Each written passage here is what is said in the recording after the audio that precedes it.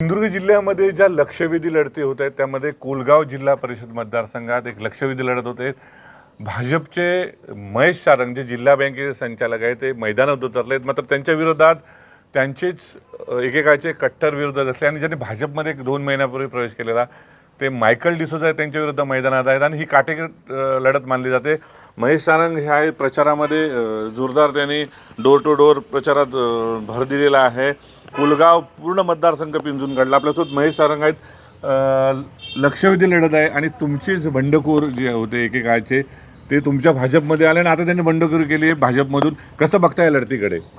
काही लोक आपल्या 2 महिन्यापूर्वी स्वार्थासाठी भारतीय जनता पार्टीमध्ये आलेले होते आणि त्यांचा हेतू साध्य न झाल्यामुळे त्यांनी आज ही बंडखोरी केलेली आहे असं सर्व कार्यकर्त्यांचं आणि सर्व जनतेचं मत आहे। आज भारतीय जनता पार्टीच्या माध्यमातून माझ्यासारख्या एक छोट्याशा कार्यकर्त्याला आज उमेदवारी मिळालेली आहे आणि इकडच्या इथे संघटनात्मक आपली जी ताकद आहे, इकडची संघटनात्मक काम झालेलं आहे, ह्या कामाच्या जीवावर किंवा ह्या कामाच्या जोरावर आपण ही निवडणूक एकतर्फी भारतीय जनता पार्टी जिल्हा परिषद आणि दोन्ही पंचायत समिती आम्ही जिंकणार आहोत। विरोधकांकडून आरोप केला जातो की भाजप वारेमाप पैशाचा वाटप करते आणि निवडणुका जिंकू पाहते, कसं बघता याकडे? विरोधकांकडे अजून कुठलाही मुद्दा नाही। विकास हा मुद्दा भारतीय जनता पार्टीकडे आहे आणि जे संघटनात्मक ताकद ही भारतीय जनता पार्टीकडे आहे। त्यामुळे भारतीय जनता पार्टी ह्या दोन्ही ताकदीवर आपण एकतर्फी आज सिंधुदुर्ग जिल्ह्यात म्हणा किंवा या विधानसभेत म्हणा आपण एकतर्फी भारतीय जनता पार्टी जिंकणार आहोत। आईकडून बाळकडून मिळालं होतं, आई सभापती होते, यानंतर तुम्ही उपसभापती पदावर मजल मारले होते, जिल्हा बँक तुम्ही जिंकले, तर मागच्या निवडणुकीमध्ये थोडक्या मताने पराभव झालेला होता, त्याचा वचपा कसा काढणार आता? बघा, मी ह्या कोलगाव म्हणा, कुनकेरी म्हणा, आपल्या कारोडा आंबेगाव ह्या गावामध्ये मी आईबरोबर किंवा जवळपास 7-8 वर्षापासून मी फिरत आहे, लक्षात घ्या ते। आणि तिच्याबरोबरचे सर्व जुने पदाधिकारी कार्यकर्ते आपले आहेत ते तेव्हापासून आमच्याबरोबर आहेत आणि त्यावेळी आपण शिवसेनेत होतो आणि त्यावेळीपासून आपण इकडून मोठ्या मताधिक्याने जिंकत होतो आणि हेच कार्यकर्ते आता पण तसेच आहेत आपल्या इकडे ज्या आपल्या पदावर आहेत। त्यामुळे ह्या कार्यकर्त्यांचा विश्वास जो आहे आमच्यावर आणि ह्या कार्यकर्त्यांच्या जीवावर मी ही इलेक्शन जिंकणार आहे, मोठ्या मताधिक्याने मी जिंकणार आहे। भाजपकडे इन्कमिंग सुरू आहे। कालच रात्री उशिरा जिल्हा बँकेचे माजी अध्यक्ष सतीश सावंतांनी जे प्रवेश केला आहे, कसं बघता? भाजप तळागाळापर्यंत पोहोचतंय का? भाजप हा एक विजनचा पक्ष आहे, लक्षात घ्या। दूरदृष्टी ठेवून आपण काम करत असतो। त्यामुळे असे कोण भारतीय जनता पार्टीमध्ये येत असलेल्या सर्व कार्यकर्त्यांचा भारतीय जनता पार्टीचे प्रदेश अध्यक्ष म्हणा, जिल्हा अध्यक्ष म्हणा, इकडचे पालकमंत्री म्हणा, राणेसाहेब, या सर्वांच्या नेतृत्व बघून जे कोण बाहेर असतील ते सर्व लोक आता भारतीय जनता पार्टीमध्ये येत आहे। कारण हा पार्टी एक अशी आहे की कार्यकर्त्याला न्याय देते, लक्षात घ्या। आणि माझ्यासारख्या सर्व छोट्या कार्यकर्त्याला आज भारतीय जनता पार्टीने न्याय दिला आहे आणि भारतीय जनता पार्टीने जो विश्वास ठेवलेला आहे माझ्या, त्या विश्वासावर मी आज मोठा मताधिक्याने जिंकून येणार आहे आणि अनेक कार्यकर्ते भारतीय जनता पार्टीमध्ये ह्या जिल्ह्यातले म्हणा किंवा सर्व भागातले या भारतीय जनता पार्टीकडे येत्या काही दिवसामध्ये अजून तुम्हाला काही बदल दिसेल आणि ते कार्यकर्ते सगळे भारतीय जनता पार्टीत जोडलेले दिसतील। मायकलचा बंडखोरीचा काय परिणाम जाणवेल का तुम्हाला? आता तुम्हाला ह्याच्या बंडखोरीचा परिणाम येत्या 9 तारीखला तुम्हाला समजेल। बंडखोरी केल्यानंतर किती लोक राहतात बरोबर आणि किती लोक आपल्याला मतं घालतात। त्यामुळे बंडखोरीचा परिणाम हा भारतीय जनता पार्टीच्या एकही उमेदवाराला ह्या तिन्हीपैकी काही होणार नाही। सावंतवाडीला जोडणारा हा मतदारसंघ आहे। खरं तर मूलभूत सुविधाने हा मतदारसंघ महत्त्वपूर्ण मानला जातो। काय वाटतं ते 5 वर्षात त्यांनी कामं केली विकासाची?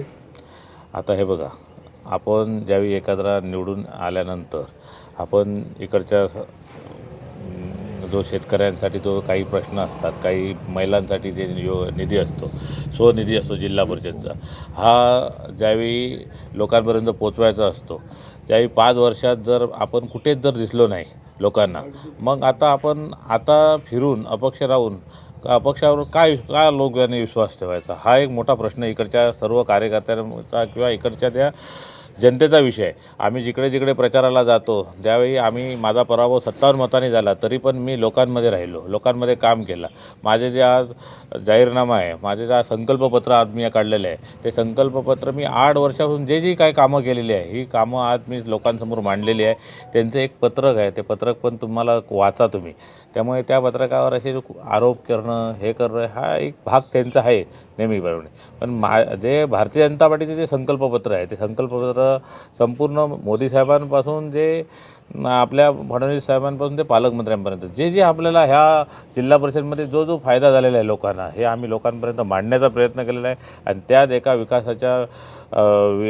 विकास केल्यामुळे आम्ही संपूर्ण बूथपर्यंत आज मोठ्या मताधिक्याने जिंकणार आहोत. काय सांगाल? महेश सारंग मैदानात आहेत आणि दुसरीकडे बंडखोरीचा सामना करावा लागतोय. बंडखोरी तुम्ही मानता का? आणि त्यांना महेश सारंगना प्रतिसाद कसा मिळतोय?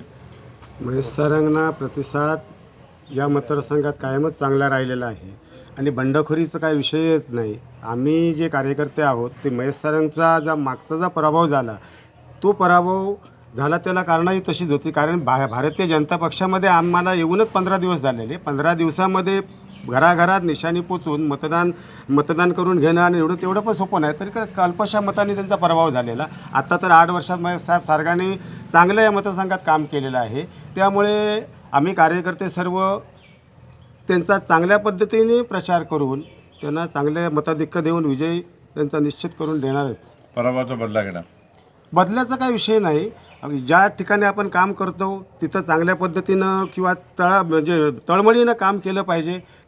ते जर केलं तर त्या उमेदवाराबरोबर गावाचं कार्यकर्त्यांचं हित असतं, हे आम्हाला चांगलं माहिती आहे. अजून काही पदाधिकारी कार्यकर्ते आहेत, काय सांगाल? कशा पद्धतीने प्रचार होतोय आणि बंडखोरीचा काय त्रास होतोय, काही परिणाम होत आहेत का या मतदारसंघात? बंडखोरीचा त्रास असा काय, कारण त्यांनी काय कामच नाही केले, त्याच्यामुळे काय लोकांना सांगायची गरज नाही. जी विकास कामं झाली आहे ती भाजपच्या माध्यमातून आणि सारंग साहेबांच्या माध्यमातून झालेली आहे. त्यामुळे ते आमची साहेबांनी केलेली कामं बोलत आहेत आणि त्यांच्याकडे बोलायला काहीच नाही. त्यांना लोकांना सांगावं लागते आम्हाला मत द्या म्हणून. ते आम्हाला सांगायची गरज लागत नाही आहे. आणि सर्व लोक आमच्याबरोबर आहेत, मतदार सगळे आमच्याबरोबर आहेत आणि ते विजय आमचंच असणार आणि बहुमताने असणार. हे सगळे भाजपचे पदाधिकारी आणि कार्यकर्ते, विशेषतः महेश सारंगांसाठी ही लढत महत्त्वपूर्ण मानली जाते. कारण राणेंचे कट्टर समर्थक, भाजपचे निष्ठावंत कार्यकर्ते महेश सारंग मानले जातात. आणि तुर्तास तरी 2 लढवय्यामधली ही लढत मायकल डिसोजा विरुद्ध महेश सारंग.